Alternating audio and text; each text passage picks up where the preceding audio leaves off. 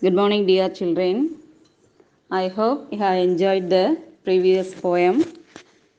Today also we are going to see the next poem, How to Tell Wild Animals by Caroline Wells. First of all, we have to see about the poetess. Caroline Wells was an American poet. She was born in Rockville, New Jersey in the United States of America on 18 June 1862 to Anna Wells and William Wells. She was married to Harvin Houghton. After finishing her school, she worked as a librarian for the Rockville Library Association. Her first book was published in 1890. Okay, before going to see the poem, the style of the poem is humorous. This humorous poem suggests some dangerous ways to identify wild animals. The use of words and emotions are not only humorous but ironical as well. Okay, we'll see the first stanza, page number 43. If ever you should go by chance to jungles in the east, and if there should to you advance a large and tawny beast, if he roars at you as you are dying, you will know it is the Asian lion. Here, the poetess describes about the huge animal, that is which is brown colored huge animals coming towards you there. That is, if you ever go to the jungles in the east, you may find a brown colored huge animal coming towards you there. If it starts roaring at you, you will feel as if you were dying.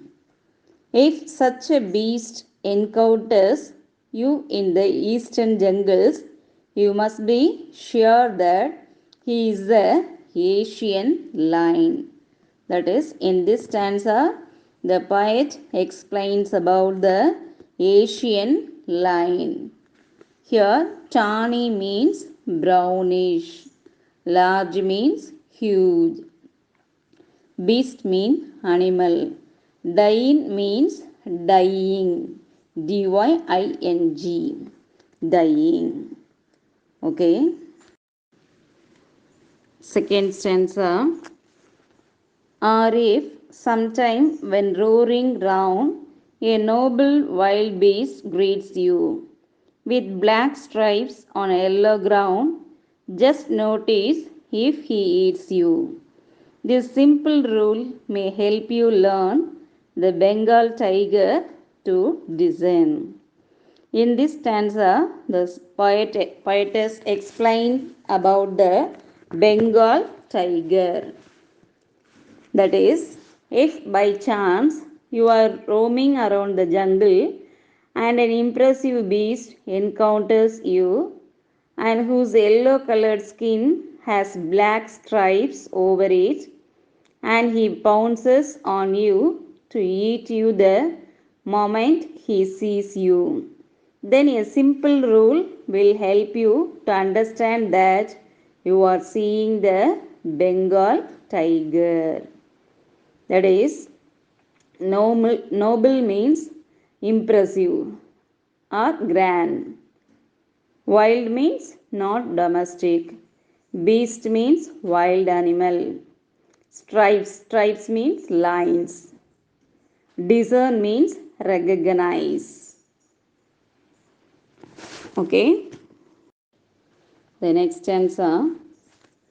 If strolling forth a beast you view, whose hide with spots is peppered, as soon as he has leapt on you, you will know it is the leopard.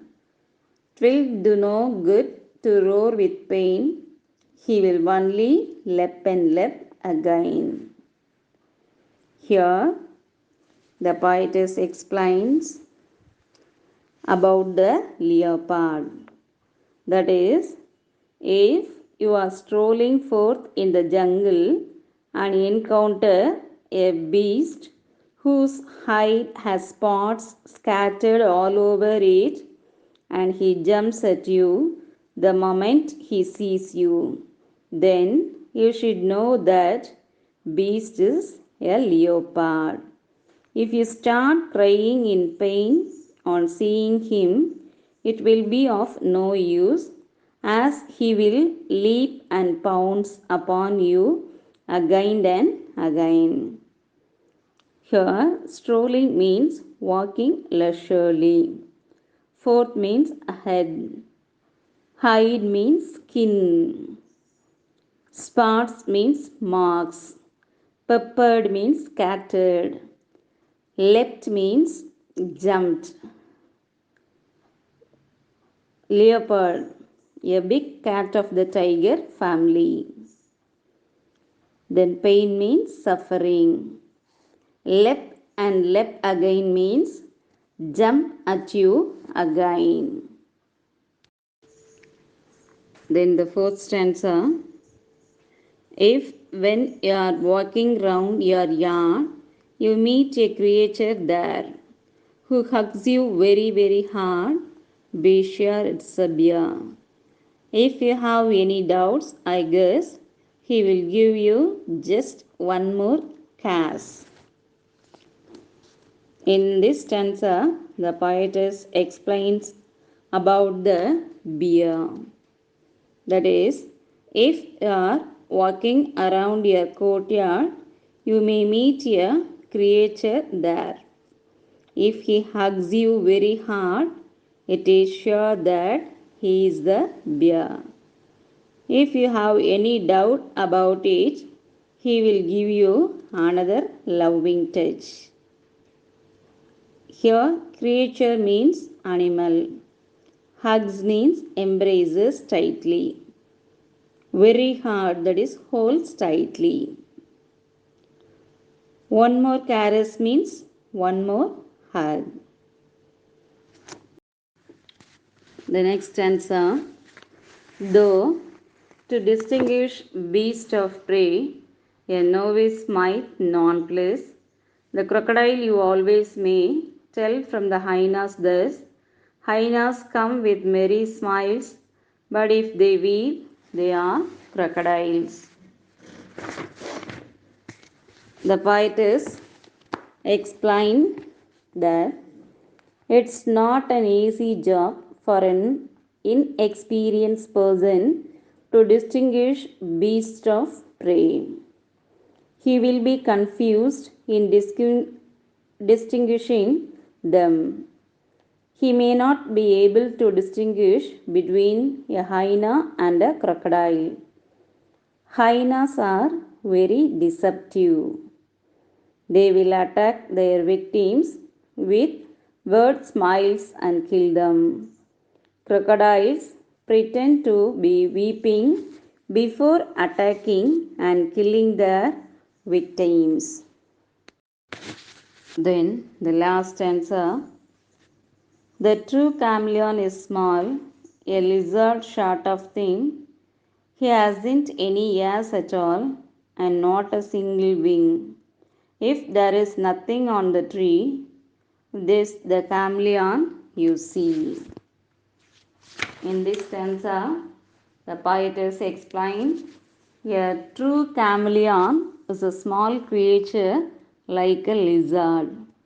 He doesn't have any ears at all, nor does he have a single wing.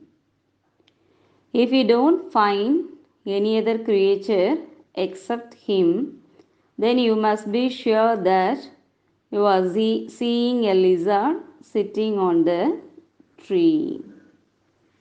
That's all about the poem. Then we will see the rhyming scheme of the stanzas.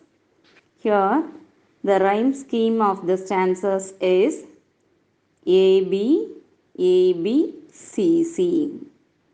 The poet takes liberties with the language to create the desired poetic effect. For example, the words left and left in the third stanza are deliberately not spelled correctly to create the rhyming effect. Then we will see the main points of the poem. The Asiatic lion is a grand and majestic wild beast. It is found in the jungles of the eastern countries of Asia. It is a huge yellowish colored beast. It roars terribly loud, and its loud roar can terrify you to death. If you meet such a ferocious and powerful animal, you must be sure that he is the Asian lion. The Bengal tiger is a noble wild beast. The tiger has black stripes all over his yellowish hide.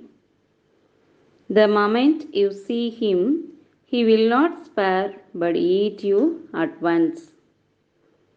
When you are strolling forth a forest, you can find a beast.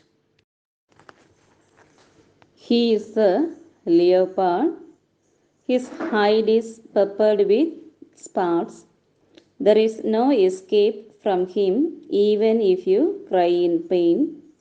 He will continue pouncing on you and eat you to death. If you are walking in your yard, you can be face to face with the bear. The bear hugs you very hard. His hugs is not friendly. He may press you so hard that his hug may bring your death. An inexperienced person can't distinguish beasts of prey. He will not be able to distinguish a hyena from a crocodile.